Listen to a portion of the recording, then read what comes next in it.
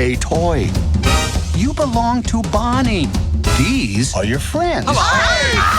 Woody, I have a question. Well, actually, not just one. I have all the questions. Congratulations, first of all, Thank you. for a fantastic film. Thanks. You worked like before with Disney. You grew up in Disney, actually. You started as a storyboarder in 2004 and then became a writer as well with some nomination to the Oscar. So how did your career evolve into Disney? Well, I started at Pixar originally in 2003 as an intern in the story department, and it was exactly that. I just kept going up kind of through the ranks, became a story artist, was storyboarded on a bunch of films, and then on Inside Out I became the head of story and a writer on that film. And after Inside Out I was offered the role to direct Toy Story 4. That was 5 years ago.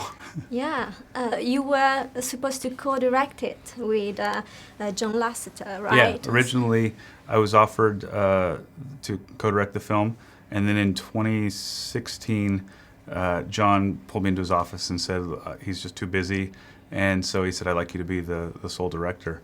And first of all, it's a huge honor to be asked to do that, because I love these characters and I love the world of Toy Story so much. But, you know, a lot of pressure because Toy Story ended in such a great way, and Toy Story 3, and we just wanted to make sure that we were telling a story that was worthy of the title of Toy Story 4. Did John leaving change the plan of how you were supposed to make it? Or? Well, I was already, when he left, I was already been directing it for about a year or more. So it didn't change the plan. Obviously, it was a huge kind of shock to the studio. But now, a couple of years later now, under the leadership of Pete Docter, and it's really kind of exciting to see the studio change in a way, because we are having new directors, kind of up and coming, new voices in the studio as well. So as you mentioned, people, like fans around the world, they thought that Toy Story ended with number 3. What inspired number 4? Well, like I said, I had the same kind of questions as to why we were going to try another one, because first 3 feel pretty good, and you know, I didn't want to mess anything up or just kind of make it feel like the same thing again. But I think it was Andrew Stanton who said the way he was seeing it was that the end of 3 was the end of Woody's time with Andy, and but there was more story to tell with Woody. And once he said that, I was like, oh, I understand that, because now he's in a new bedroom with a new kid, and it's not going to be the same as it was before. It just can't be. And so that already was like, okay, now that feels like there's something there. You need help with that? No, I got it. I know, this is a little strange, but we all have to make sure nothing happens to Forky.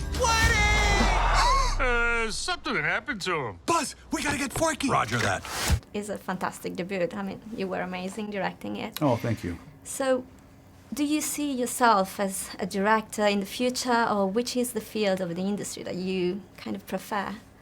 I love directing. I think being able to work with such a great cast and a great crew, and just being able to rely on them and being surprised by the talent that they bring every single day, that was really fun, to be able to work so collaboratively with everyone. So I would like to do that again. Perhaps in a number 5? No. I'm very happy with the way that Toy Story 4 ends. I think it fulfills Woody's arc in a nice way. So there's been no talk of number 5, and I'd like to try something new, I think. Okay. And how it was to work with such actors, like, of course, Tom Hanks, but also the actor of the moment, like Keanu Reeves?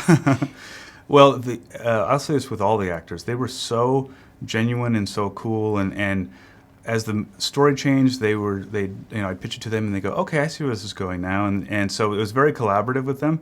Also with Tom and Tim and Annie, they've been playing these characters for 25 years, and so I could actually rely on their expertise to help inform the story as well. So I'd say, well, here's the idea we're trying to get across. How do you think this could be worded? So it was very much collaboration with them, and as well as Keanu. He really did craft that Duke Kaboom, that character. He was a huge part in crafting him for the screen. What's the most funny part that you remember about working on that character?